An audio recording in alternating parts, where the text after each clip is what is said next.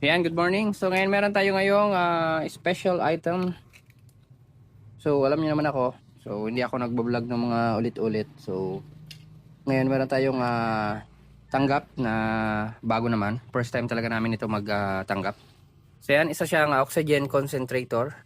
So ang purpose nito is yung mga pasyente or yung mga may pasyente sa bahay na need ng additional oxygen, na hindi na kailangan bumili ng tangke ng oxygen ng paulit-ulit. So bali ito nagpo-produce na siya ng kusa. So makakatipid ka talaga ng bongga. So pwede rin siya pang nebulizer. Double purpose siya. So focus tayo sa oxygen generator. So kagabi pa nito pinapasakit yung utak ko. So pero bago kami magsara kagabi, nahanap ko na yung pinakasira.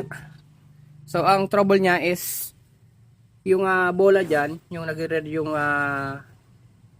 tawag dyan, yung nagre-regulate or tumitingin para makita kung stable yung flow ng oxygen. Halimbawa, tumatapat sa 3, yung bola na yan.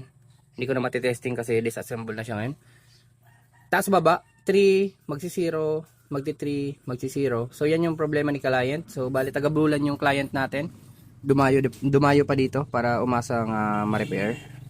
So bali nagpa-PMS lang naman yung client natin ng kotse, and nalaman niya na kung ano-ano yung nire-repair natin, kaya nagbaka sakali siya kung pwedeng ma-repair. So dito na tayo. So kagabi nag-troubleshoot na kami, and na-find out namin na dito sa valve body nagka-problema. Bale, dalawang ganito yung problema. Yan, may punit na yan. Hindi ko na mapapakita yung punit kasi glino na namin yan, pero alam kong hindi magtatagal yung glue dito. So gagawa tayo ng permanent fix. So bago tayo pumunta sa permanent fix, so i-explain ko lang kung paano gumagana yung oxygen generator. Kahit ako napaisip, so pinag-aralan ko muna. Kasi pag nagre-repair, kailangan alam mo yung process bago mo siya ma-repair. So dito tayo. Meron tayong dalawang canister. So dito muna tayo. Compressor. Siyempre, pag mga oxygen, kailangan may compressor. So yan, hindi na natin elaborate kasi compressor, pareho din nung compressor natin sa pambomba ng gulong. So, compressor yung laman nito. Lalabas dito yung hangin. Papasok sa valve body. Dito. Papasok dyan. At dadaan sa dalawang valve. At dadaan dito. At dun sa dulo, ito yung out. Papasok na siya dito sa magkabilaan ng filter regulator. Ito yung mag-control na ng hangin. Papunta na to doon sa taas. So yan, bakit dalawa? Kahit ako nung una hindi ko alam. So upon research. So ang filter pala ng oxygen generator, kaya siya nakaka-produce ng oxygen, is pinifilter niya kasi yung nitrogen. Kasi alam naman natin ang hangin ay composed ng air, nitrogen at iba pang mga hangin. Pero konting concentration na lang. So itong filter canister na to, halimbawa dito yung in, tsaka yung out. Focus muna tayo sa isa. Ang nakakapasok lang dito is oxygen. And mariretain yung nitrogen. So, hindi natin kailangan yung nitrogen kasi kailangan natin ng purest form of air. Yun yung oxygen. Ang problema, kung isa lang na canister yung gagamitin, is pag dumaloy na dito lahat ng oxygen, syempre, dito naman, mapupuno siya ng nitrogen. So, pag napuno to, mapapersa na yung pump natin, walang exit yung nitrogen, kaya dalawa yung design nito. So, anong nangyayari, itong valve na to, ang trabaho nito, ilang seconds, palit-palit siya. Halimbawa ito gagana, mag-filter out siya ng nitrogen and lalabas dito yung oxygen. Pag puno na siya, naramdaman na ng control box na puno na yung nitrogen, yung valve body naman, isi-switch niya na naman dito sa kabila. Ito naman yung gagana. At the same time, palagay natin ito nasa gitna to. Dito na ipo-purge out yung nitrogen. Bali, paglipat dito, yung valve body na to, ipo-purge out na yung nitrogen. At pag puno na naman to, syempre empty na ng nitrogen to, lilipat na naman siya dito. At i-expel niya na naman yung nitrogen dito sa canister na to. Ganyan, cycle lang siya. So, gano'n, napakasimple lang pala ng procedure ng pag-function itong machine. So, upon checking, kaya nagkakaproblema na pala siya is punit na yung diaphragm. So dito na tayo sa solusyon. Naghanap na ako kung saan wala talagang nahanap na repair kit ng diaphragm na to. Is pure rubber talaga siya. And wala rin mahanap na buong assembly ng valve body. So may nakita naman ako, kaso iba yung design niya. Hindi siya pwede kasi pasok yan dito eh. Pasok yan dito. Yan. Ganyan yan. Pasok yan. So mag-iba lang yung posisyon. Hindi mo na pwedeng gamitin yung mga nabibili na iba.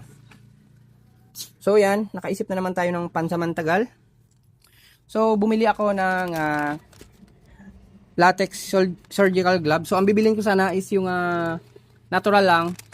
And unfortunately, walang stock. And sinabihan ako na meron daw surgical gloves. So ayan, ito na yung binili ko kasi mas makapal to, mas maganda sa application na panggagamitan ko.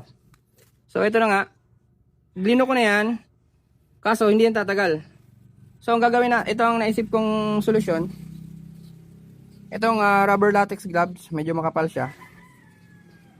Magkakat ako ng mga 4 pieces kabilaan. Yan, estimate pa lang yan. Kasi iipitin lang naman yan ito. Ito. Papasok yan. So pag nakaproduce kami ng mga 4 pieces, possibly gagana na to. So 100% gagana yan kasi ito lang naman yung pinakasira niya. So yan yung partner ko yan. Gumagawa na siya ng marami. Kasi magta-trial and error na kami. So mamaya, i-video ko na lang kung gumagana na yung oxygen concentrator. So bale ito pala, ang nagpa-activate ng valve para gumana kabilaan is itong dalawang tube na to. Which is paired by dalawang electromagnetic device. So yan. Sorry. Paired ng dalawang electronic device. So bale meron niyang ano sa loob, valve. So binuksan ko na rin yan kasi upon troubleshooting, talagang kailangan natin yung kalasin lahat. So walang problema to, binuo ko na. Pag nag-apply dito ng 12 volts, yung valve body dito sa baba, aangat yun. At dito na dadaan sa mga orifice na yan na maliliit.